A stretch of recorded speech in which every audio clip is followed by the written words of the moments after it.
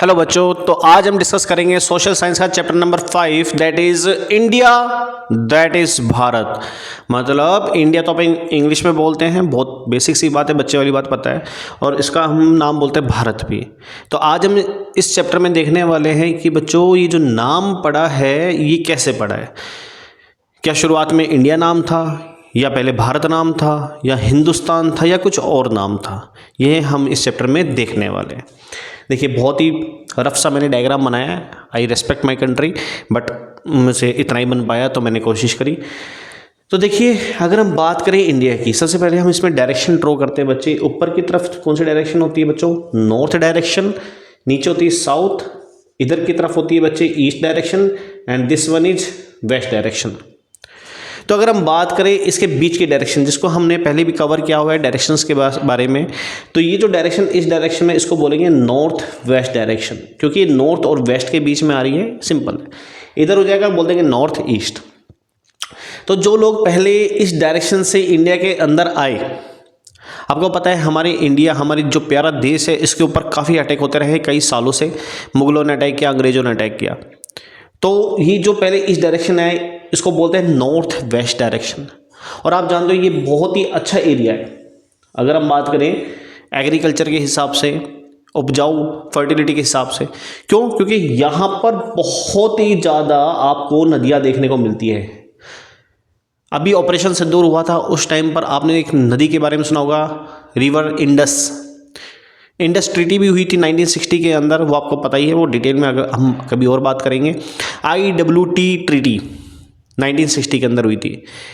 तो उसमें पाकिस्तान और इंडिया कितना कितना पानी उसमें उसको यूज़ करेगा, उसके बेस के ऊपर ये, उस बेस के ऊपर ये ट्रीटी थी।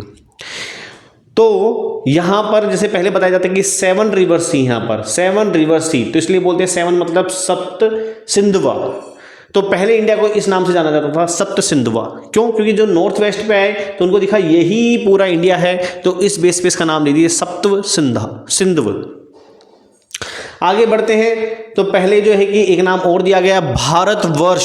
सुना होगा आप लोगों ने नाम भारत। भारत तो हम जानते ही हैं, और भारत का बहुत बड़ा समय था, इसलिए पूरा नाम दे दिया भारतवर्ष, मतलब कंट्री ऑफ भारतस।